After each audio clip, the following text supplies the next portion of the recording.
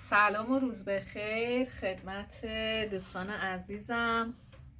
در کنار هم هستیم با یک فال گروهی دیگه با موضوع اینی که میخوایم ببینیم تو دل شما این دفعه چی میگذره، حال و روزتون چطوره، چه اتفاقاتی براتون در راهه. همیشه حال و روز و اتفاقات طرف مقابل رو بررسی میکردیم. حالا این بار ببینیم که تو دل شما چی میگذره، حال و روزتون چطوره، چه اتفاقاتی براتون در راهه و مسائل این چنینی. دوستان تمرکز کنید، این بار روی خودتون متمرکز بشید و نیتتون رو انجام بدید.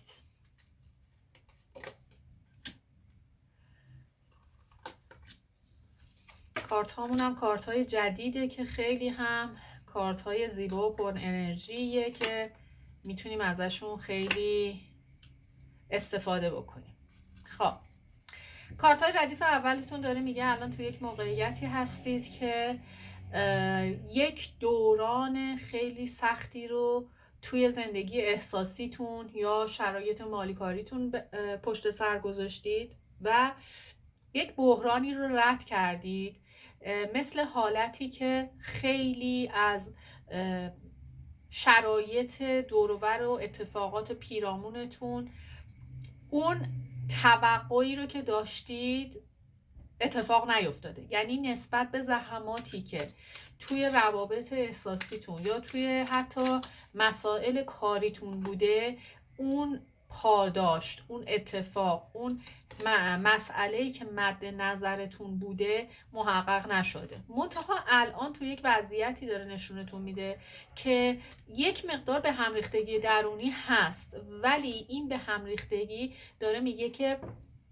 از روش زمان رد شده. یعنی اون حال خرابی که شما در گذشته تجربه کردید به واسطه یک سری کارهایی که انجام دادید، حالا برای یک عده خیلی غالب داره نشون میده که شما حیوان خونگی دارید و به واسطه حالا انرژی که از این حیوان میگیرین یا دوستانی دور و برتون دارید که میتونید باهاشون یک سری مسائلتون رو در میون بذارید، درد و دل بکنید، یا حتی میگم حالا به هر طریقی اگر که آرامشتون مثلا در فال گرفتنه، در مقاله خوندنه، در فیلم دیدنه، در هر چی که هست، هر سرگرمی که براتون هست و باعث میشه حالتون بهتر بشه، داره میگه که این اتفاقات افتاده. یعنی میخوام بگم شما اون بحران درونی رو پشت سر گذاشتین، یک مقدار داره میگه حالتون رو به بهبوده، ولی همچنان منتظر یک اتفاق هستید، منتظر یک آرزو هستید، منتظر این هستید که یک سری مسائل نو شدن اتفاق بیفته. حتی برای یه عده داره میگه که خیلی به یک مناسبتی نزدیک هستید که به واسطه این مناسبت، حالا تولد، سالگرد، آشنایی یا هر مسئله اینجوری، مثل اینکه منتظر این هستید که توی این سالگرد یک اتفاق رو به مثبتی براتون بخوره، اتفاق بیفته و به اون آرزو و خواسته‌ای که داریم برسید. ببین داره میگه که شما تو یک مرحله‌ای برای یک عده دوباره قالبی به خاطر اینکه این بحرانی که براتون اتفاق افتاده در پشت سر بذاری، حتی از تراپیست دکتر استفاده کردید که داره میگه درسته بجاست، ولی هنوز مثل این که اون آرامش درونی رو توی خودتون احساس نمی کنید. چرا؟ چون چشم انتظار یک مسئله هستید. حالا یا چشم انتظار مسائل کاری، اتفاقات مالی که این میره توی درجه دوم، ولی درجه اول اینه که منتظر یک برگشت هستید، منتظر یک گرم شدن هستید، منتظر یک ارتباط مجدد هستید، منتظر یک اتفاق عشقی هستید که احساس پشیمونی تو خودتون بابت یک سری کارهایی میکنید که توی مسائل روابطیتون انجام دادید و دچار یک خودسرزنشی شدید. ببینید شما برای ارتباطی که داشتید کاملا داره میگه کافی بودید. حالا جاهایی ممکنه که کوره در رفته باشید، یه سری ریاکشن ها انجام داده باشید، یه سری کارها کرده باشید که حالا درست نبوده، ولی قالب اتفاقی که داره نشون میده که شما مقصر اصلی ارتباط تمام شدن نیستید و تو یک وضعیتی هستید که الان عده زیادی خیلی دودل هستید، حتی نسبت به آدمی که منتظر برگشتش هستید. یعنی یک جوریه که میگید که شاید فقط این آدم برگرده، من حرفای نگفتم و بهش بزنم یا چیزهایی رو که لایقشه بهش بگم یا اینکه متوجهش کنم که من چی بودم براش توی رابطه، خودم رو بخوام توضیح بدم. حس درونی عده زیادی اینه که فقط یک سری حرفای ناگفته رو به طرف مقابلشون بزنن، یا طرف مقابلشون حتی داره میگه که تو یک وضعیتیه که الان شاید دیگه امیدی به بازگشتش حتی نباشه، حالا توی زندگی رفته وارد شده یا مهاجرت کرده کلن، یا به هر حال یک هجرتی کرده که الان از دسترس شما خارجه و احساس میکنید که خیلی باید توی موقعیت‌های مختلف تجسس کنید، جستجو کنید تا بتونید حتی یه مثلا سرنخی از این آدم بگیرید. ولی مسئله‌ای که هست، حال دل شما یک حالیه که در یک مرحله هستید که نه خوشحالید نه ناراحتید، یعنی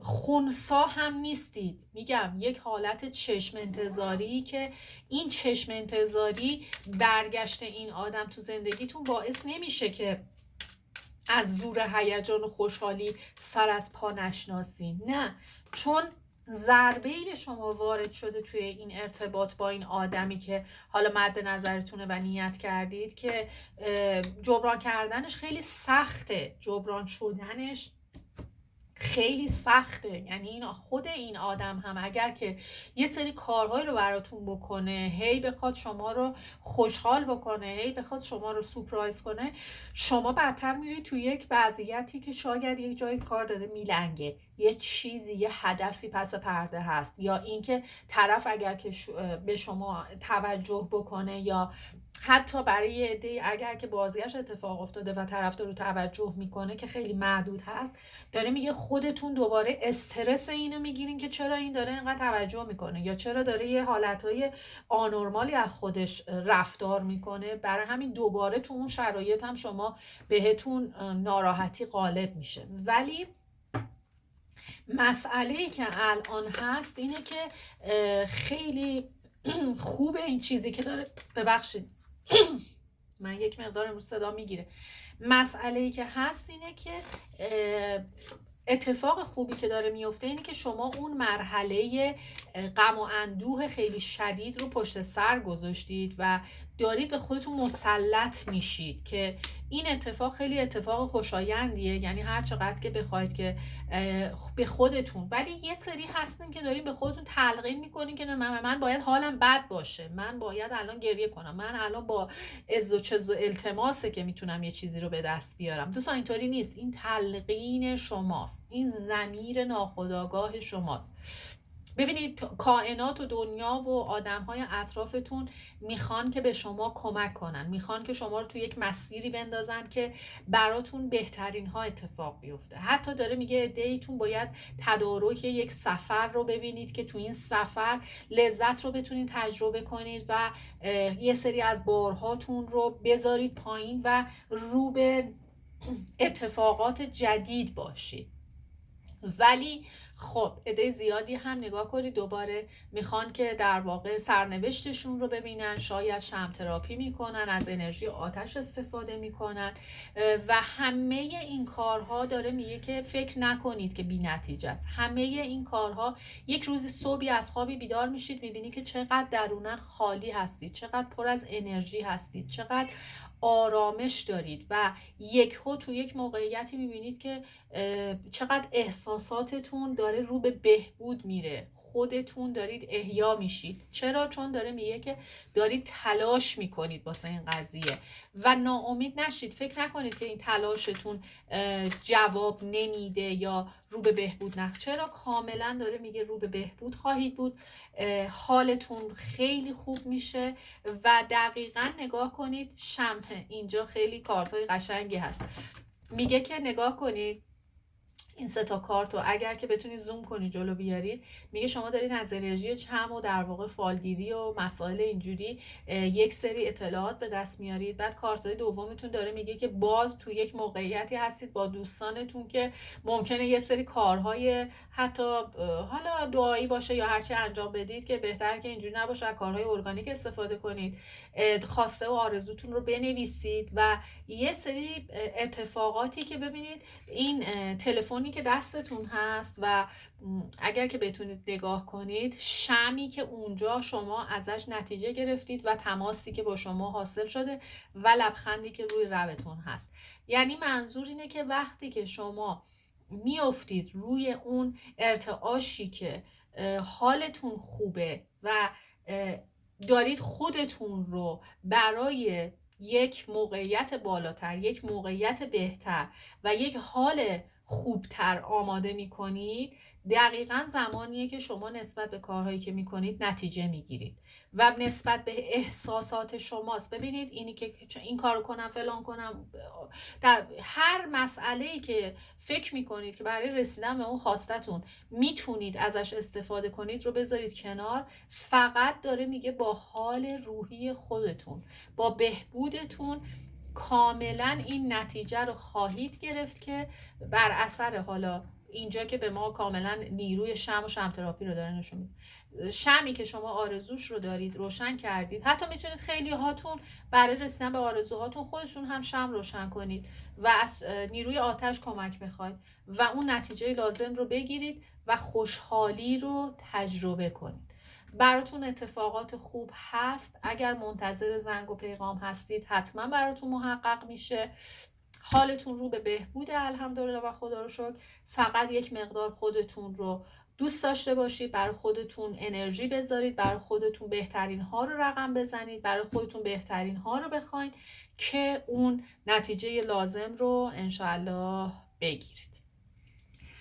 دوستان من این تاروت خوانی رو اینجا به پایان میرسونم. امیدوارم که نتیجه لازم رو گرفته باشید و تا زود دوباره که تاروت خوانی داشته باشیم همتون رو به خدای بزرگ میسپارم. خدا نگهدار.